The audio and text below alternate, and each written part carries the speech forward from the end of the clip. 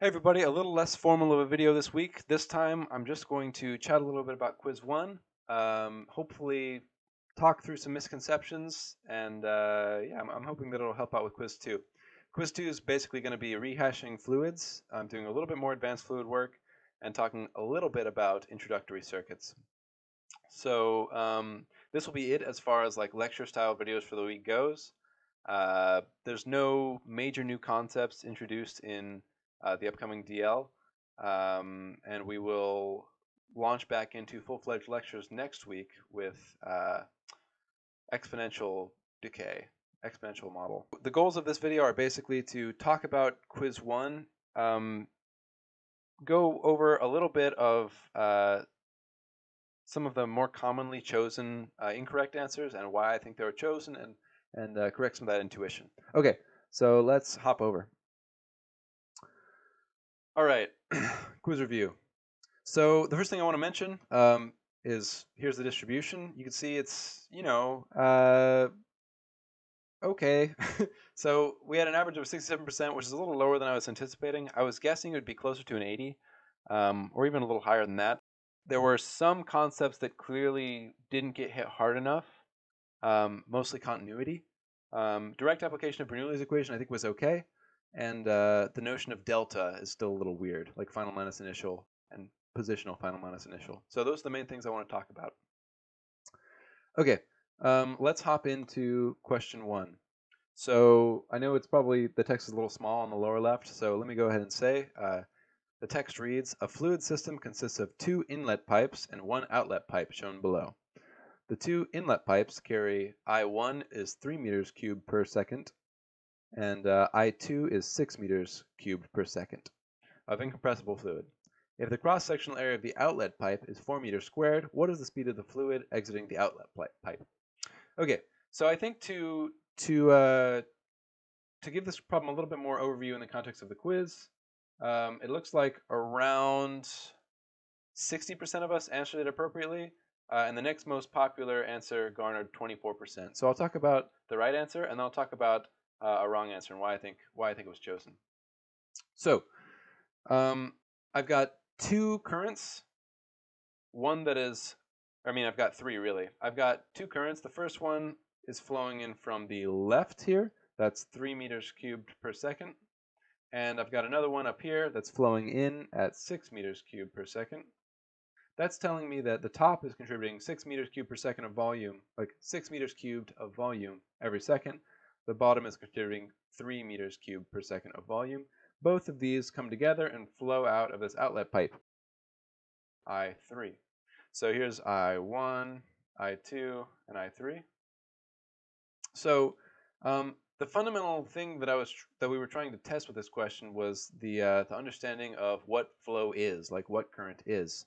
So if I've got 6 meters cubed of something and 3 meters cubed of something spat into something, into this junction in a second, what comes out must also be, the same as the sum of those two. So I must get out 9 meters cubed per second. So this is just like volume conservation.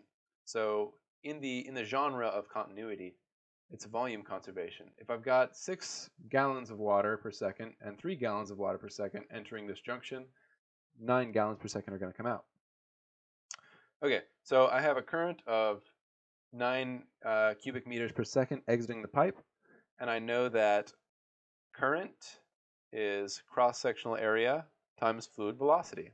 So if I want to calculate the speed exiting the pipe, exiting the outlet pipe, V is current divided by area.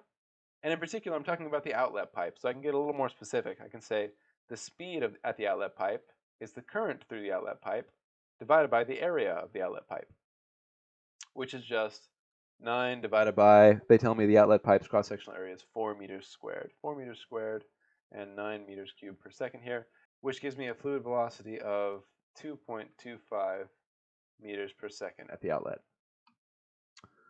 Okay, and there we go. Okay, the most commonly selected answer, aside from the correct answer on this one, was 0.75 meters per second.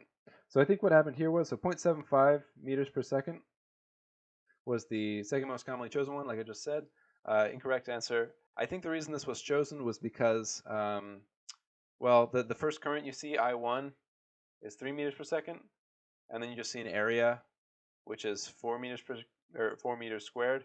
And if you take, I and divide it by A, then you get 0.75.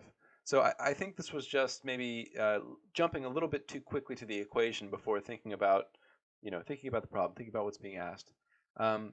I can't use the current in the bottom left part in that first fork. I'll highlight it. I can't use this current and this area to talk about the velocity in this area. I have to use the cross-sectional area here and the current here. So I can't, like, the current over here is only useful insofar as it can be used to get the current on the right over here. Okay, I think that's it for problem 1. I'm going to skedaddle down to problem 2. There we go. And I'll move over. 2 pipes are attached to a fire hydrant. This hydrant gives a constant, unchanging current of 10 meters cubed per second, regardless of the attached piping. So I'll go ahead and write that down just so I have it. I hydrant is 10 meters cubed per second, regardless of attached piping. The first pipe is quite thin in diameter and is composed of material with low resistance. The second is quite wide in diameter and is composed of material with high resistance. So I'll draw those just so we have a little visual here. The first one is thin, doesn't have too much resistance. The second one is wide and has lots of resistance, which I'll demonstrate with little shakies on the side. The question is, which pipe carries fluid with greater speed, V? So this is another one where I think most of us got the basic idea right, but the reasoning was a little shaky. This was one that was overwhelmingly well answered. I think something like 80% of the class did well on it, and most of the remainder just had a little bit of a rationale error. So the most popular answer was the correct one, which is the first pipe because it's thinner. So why? Current is defined as area times cross-sectional area times velocity of fluid velocity. So if I want to get fluid velocity, again, I can just say V equals I over A. Now, regardless of the attached piping, the hydrant gives me 10 cubic meters per second. So I is the same in both cases. If I is the same in both cases, then the only thing that determines fluid velocity is cross-sectional area. The one that has the smaller cross-sectional area will need to have the larger velocity. So the answer is the first pipe because it is thinner. Okay. The most commonly chosen incorrect answer was oops. Yeah, let's pull it up. The most commonly chosen incorrect answer was the first pipe because it has lower resistance. Which it is true it has lower resistance, but resistance doesn't play a part here. Resistance doesn't play a part with if you have constant flow, if you have constant current. Yeah, I think that's all I'll say about that one. The only relevant variable is cross-sectional area. Okay, let's hit the next one. Adam's fish spends most of his time 0.2 meters below the surface of his freshwater tank. This is the pressure zone where he feels most at home. Noticing a sudden increase in acidity, Adam adds some salts to the tank, which increase the density of the water. Relative to his old favorite zone of 0.2 meters below the surface, where will the fish feel most at home? So there's an intuitive way to approach this one and a less intuitive way, like a more mathematical way to approach this one. So the intuitive way, which I'll just say in words, is if I increase the density of my material, then I feel greater pressure when I go deeper, right? So like I go deeper into any fluid, and that increases the pressure. If I jump in a pool, if I go deeper in the pool, that increases the pressure. If I increase the density of a fluid, that's going to increase the amount of pressure that I feel at a given height inside that fluid. So air is not very dense, and I'm pretty deep in the atmosphere, but it's not anywhere near as intense. I don't feel anywhere near as much pressure as I do when I go or rather, I don't feel as much of a change in pressure when I go from like the mountains to the valleys as I do when I go from 0 meters deep in a pool to 3 meters deep in a pool. So increasing the density increases the amount of pressure that I feel a given distance below the surface. So if I increase the density of the salt on of the water on my fish, if I increase the density of his fluid, then at the same height he was at before, he's going to feel a higher pressure. To make him feel a pressure that is closer to the original pressure he was feeling, he would go up to a lower pressure region. Similarly, if you're in a pool and you feel uncomfortable with the current depth because your ears are popping or whatever, to alleviate that, you go up to a higher height. The mathematical way to talk about it, so pivoting here for a minute, the mathematical way to talk about it is to apply Bernoulli's equation between 2 points in the fluid. So let's take, here's the surface of my fluid, nice waves, and I'll take a point up here, point 1, and a point down here, point 2. So, cool. The only difference between these 2 points is a height change. So let's say it's just a static tank of water. There's no velocity even to speak of. The water's just sitting there. But delta V squared is the same. So let's just draw out the equation. Delta P plus 1/2 rho delta of V squared plus rho G delta Y equals E pump per vol minus IR. So there's no change in speed between these 2 points, especially if I'm just sitting in a tank. There's no velocity at all. There is a change in height between these 2 points. There's no pump between them, and no meaningful sense of resistance or current between them. So, gone. That means that I basically only have 2 terms. My pressure term and my, and my gravity term, negative rho G delta Y. Okay. What this tells me is that the pressure as I go to a lower depth will become higher. So like pressure 2 is greater than pressure 1. It also tells me that as I increase my density of fluid for a given height, the pressure will increase. The change in pressure between the 2 points will increase. So let me expand out these deltas and be really explicit about that.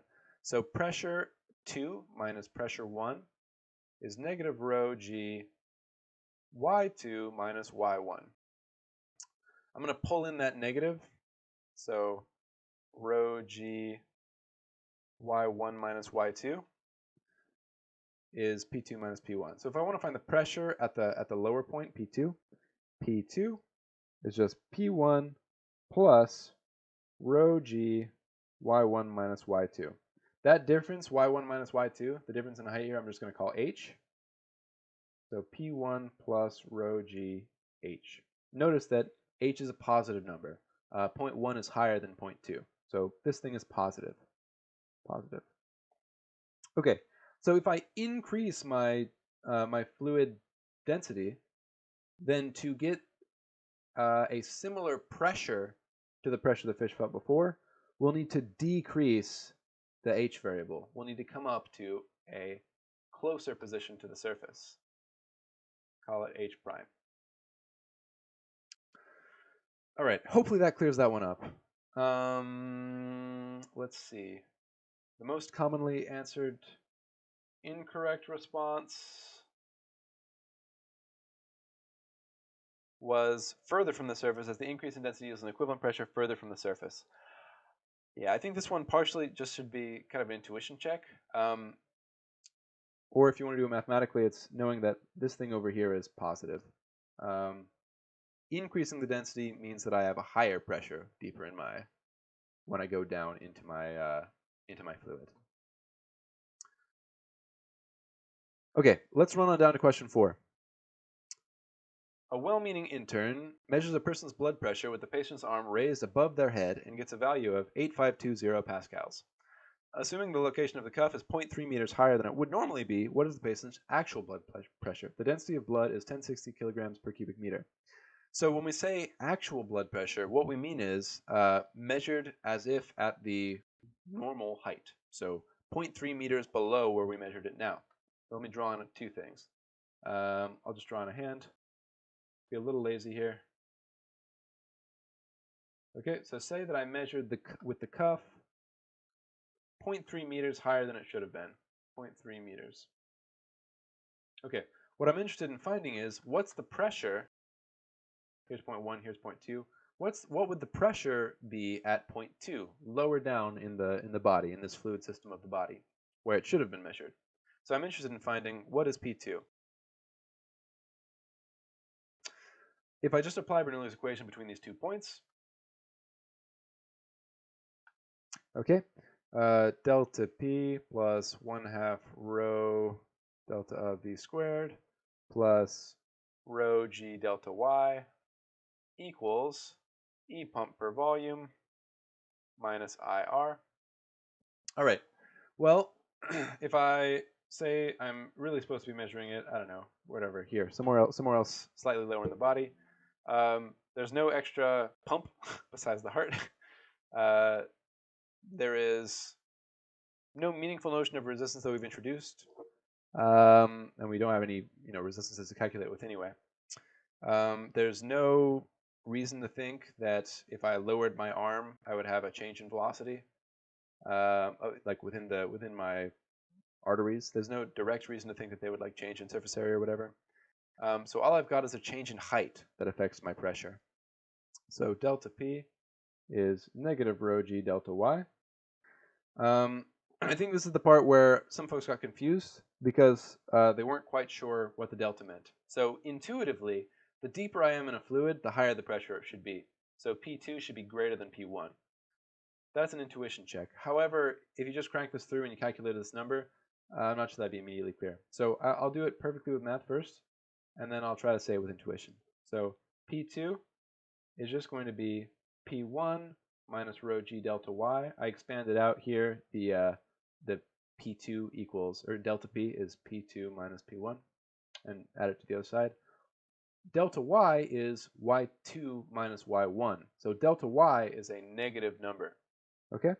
So if I want to relabel and just call that 0.3 thing H, I can do that, make that a positive number.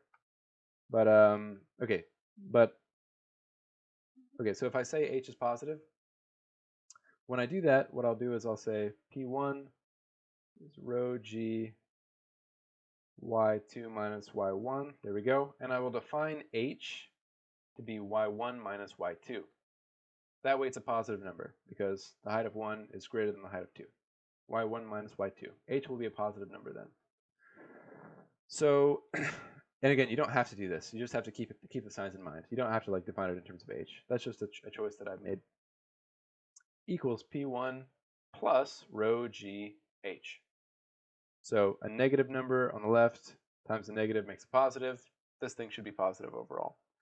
So the pressure at the lower point, at 0.2, is going to be a higher value than the pressure at 0.1.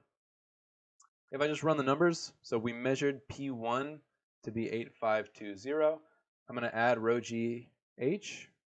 That's going to be 1060 times 9.8 for gravity times 0.3. That's going to be 3116. 3116 pascals. All right, and if I add them together, 8520 plus 3116 to get my P2, my pressure at 0.2, I get 11636 pascals, or 11.6 pascals. And what I probably should have done, was use 10 for my G, but this still gets us pretty close. This is equivalent to 1.16 times 10 to the 4th pascals, which is pretty close to the selected answer of 1.17 times 10 to the 4th pascals. Yeah. So again, using 10 instead of 9.8 should net us the appropriate answer. Okay, last question. Question 5. Woo! So question 5, I'll read it. The image above shows 2 separate pipe systems, each with water flowing from left to right. The top pipe has a resistance of 2,500 kilogram per second meters to the 4th and a current of 1.2 meters cubed per second. the bottom pipe has a resistance of 6,000 kilograms per second meter to the fourth. So I noticed that the bottom pipe has higher resistance. Assume the difference in pressure, delta P, P atmosphere minus P1, is minus 3,000 pascals, is the same for both. How strong of a pump in pascals would you need to put the bottom pipe? How strong of a pump in pascals would you need to put in the bottom pipe in order for it to have the same current as the top pipe? Cool. So what we want is for the current in the top pipe to equal the current in the bottom pipe. In order for that to be true, what I need to do is apply the Bernoulli equation to either side of each pipe and make sure that I can set those currents equal to one another. So let's look at the top pipe first. So in my top pipe, I'll have, let's just write out the full Bernoulli equation and decide what goes away. Delta P plus 1/2 rho delta of V squared plus rho G delta Y equals E pump per volume minus IR. All right, so in the top pipe, what do we have? We do have a change in pressure. It's the same surface area, so we don't have a change in speed. It's at the same height on the left and right side, so we don't have a change in height. There's no pump in the top pipe. We do have a resistance, so delta P is negative IR for the top pipe. Okay, let's talk about the bottom pipe. In the bottom pipe, we have, let's just write it out again. Delta of V squared plus 1/2, what am I doing? Plus rho G delta Y equals E pump per volume minus IR. Sweet, what do we have in the bottom pipe? We do have a change in pressure. We don't have a change in speed. We don't have a change in height from left to right. And we, let's see, do have a pump and we have a resistance. So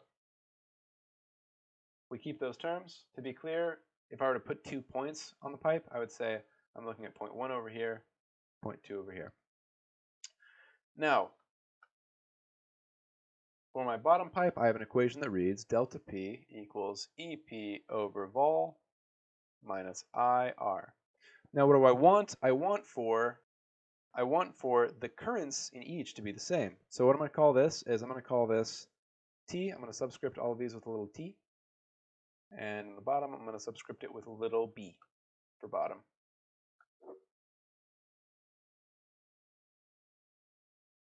All right, so what I need to be true is for the two currents to be equal to each other. So what I'll do, just to show this totally mathematically, is I'll solve it like straight up with math first, and then I'll talk about why hopefully it makes sense. So IT is going to be negative delta PT over RT. And down here on the bottom side, I've got IB equals delta PB minus, let's write it the other way. Okay, so IB is going to be EP over vol minus delta P over RB. All right, and that algebra should work out. You can double check me. So these things are equal to each other. So what does that tell me? The two currents are equal to each other. I want them to be equal to each other. So that tells me that negative delta PT over RT for top is equal to E pump per volume minus delta P bottom over resistance of bottom. Okay, cool. And finally, now I can solve for that pump amount, the energy that the pump must supply. So I get, let's see, I'll pull over the RB and add the delta PB. So E pump per volume is going to be negative delta PT over RT times RB, RB, resistance at the bottom, plus delta PB. Cool, delta P bottom. All right, now we can just plug it in straight up. So delta P from the top is 3,000 pascals, so this is negative 3,000 pascals. And its delta P is P atmosphere minus P1, so this is two negatives. Negative times a negative over the resistor of the top. The resistance of the top is 2,500. The resistance of the bottom is 6,000. And then we add on the pressure difference from the bottom pipe, which is the same as the pressure from the top pipe. Delta P is negative 3,000 pascals. Okay, what do I get out? I get out 3,000 over 2,500 times 6,000 plus negative 3,000. Oops, negative 3,000. There we go. 4,200. I get 4,200 pascals. That's how much energy my pump needs to supply. Hopefully it makes sense that this is like a positive number because the pump shouldn't be taking out energy. It should be adding energy. Okay. Calculation-wise, this is probably like the most intense problem. Yeah, the main thing is I need both currents to be the same. And from the fact that I need both currents to be the same, by applying the Bernoulli's equation to each pipe individually, I can then set the solved for currents equal to each other and get out the appropriate pump energy. Let me see here. I'm just going to double check and see if there was like a more or less commonly answered version. I actually think everyone did, like most folks, this is one of the ones that most people did manage to answer correctly, I think. Yeah, this was like 75%. That's pretty good. The next most answered one was they're already at the same current because of the continuity equation. The continuity equation tells me that given the same flow, they will have the same current. So given the same cross-sectional area and the same fluid speed, they'll have the same cross-sectional area. Here, we don't know that. We don't know that they have the same flow. We don't know that they have the same cross-sectional area and same current or same ratio of the two. Sorry, rather same product of the two. So it's not a valid assumption. They aren't part of the same fluid system is another way to say that. Continuity doesn't apply between these two because they aren't part of the same fluid system. Okay, I think that's it for this video. Hopefully that clears up at least a couple of things. I welcome your feedback on the quiz. If you look at the most recent announcement, I have a place where you can let me know your thoughts. And yeah, good luck on quiz 2, and we'll see you next week.